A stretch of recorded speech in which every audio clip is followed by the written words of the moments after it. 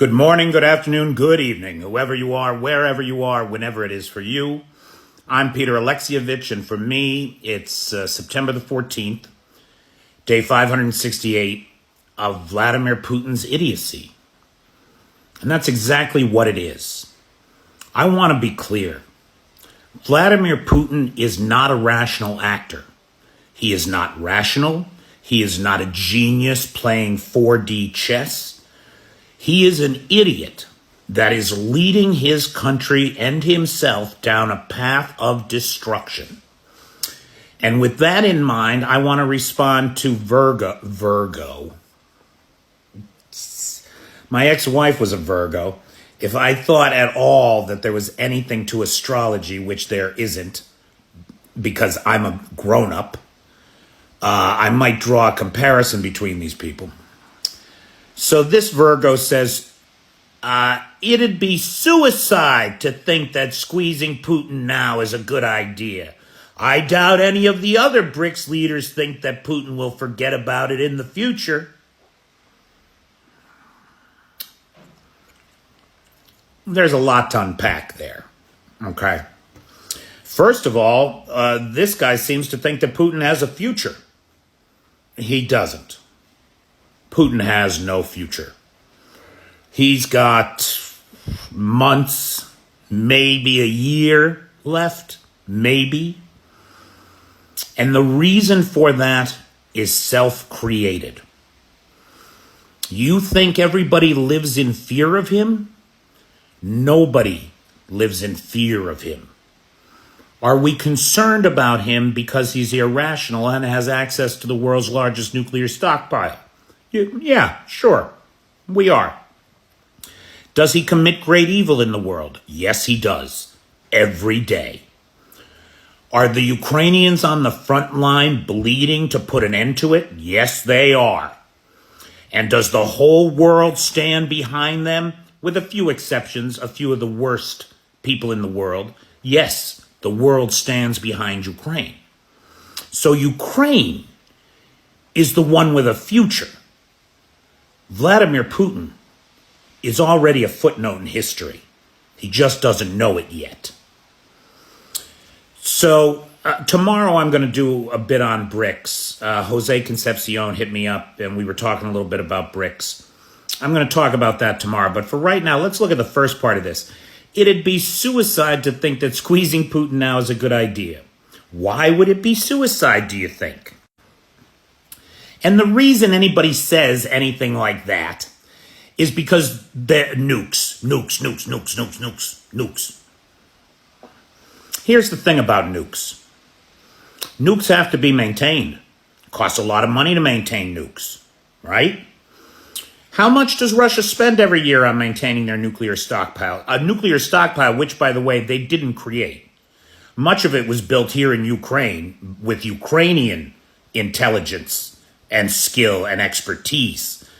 It doesn't matter. Well, it does matter because I met this incredible woman who was a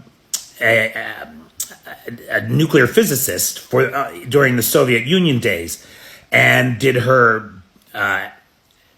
dissertation actually on gravitation, one of her dissertations on gravitational waves. Great conversation with this woman, incredible person. Anyway, so a lot of the expertise of the Soviet Union was not in Russia. Today, the Russians spend 1/5 the maintenance budget on their nuclear stockpile that we in the United States spend on ours. 1/5. Now let's assume that none of it is being stolen in graft and corruption. Let's assume that the Russian stockpiles of nuclear weapons are the one place where there's no corruption. I'm sorry, I couldn't say it with a straight face. And that every dollar is going to the upkeep of those weapons. And that means that only 1/5 of the weapons actually work. Now look, you look at the nuclear stockpiles that are on the books. It includes all the original first generation Soviet layer cakes. Those Soviet layer cake devices had a lithium deuteride 6 fissile trigger. That's got a half-life of 12.4 years, if I remember right. 12.4 years. None of them work. You can be sure of that, which is why last winter they were screwing the heads off those missiles and just shooting the empty missiles at Ukraine to try to exhaust air defenses, because they know they don't work. And to live in fear of nuclear blackmail by some cheap Austin Powers supervillain? Please, give me a break. No, I refuse. And every person of conscience should refuse to live in fear of this kind of thing. If you look at the last video that I posted, Putin doesn't understand market economies. The ruble is in the toilet. Inflation is running at 60% in the country. He's trying to rejig the economy of Russia to the production of war material. But Western sanctions are impacting that. Not to mention the Ukrainians' accuracy with drones. They've now hit 3 major chip and optics military manufacturers that produce the components for everything from night vision goggles to the guidance systems for the Iskander missiles. That's huge. That's huge. Putin is trying to rejig the economy to a war economy, and the Ukrainians are cutting it out from under him. It's brilliant. It's brilliant. Further, the army itself has been eviscerated. The Russian army has been eviscerated in Ukraine. There's no second greatest army in the world left. So, Vlad here, please, cry me a river. So this guy is powerless to do anything. He's screwing up every strategic move that he makes is backfiring on him. He tried to block the Odessa port and burn all the grain, and what's happened? He's lost control of the northwest corner of the Black Sea. It's firmly strategically in the control of the Ukrainians. Vladimir Putin is not a person to be feared. He is a person to be disdained and scorned and ridiculed and sent to The Hague to face the world for the criminal behavior that he has engaged in. He has no future. Somebody will find an open window for him or serve him some of his own plutonium tea, or he'll end up in The Hague. If there's any justice in the world, that's where I'd like to see him. And stand trial for these crimes as a warrant to Xi and the mullahs in Iran and the Kim regime in North Korea.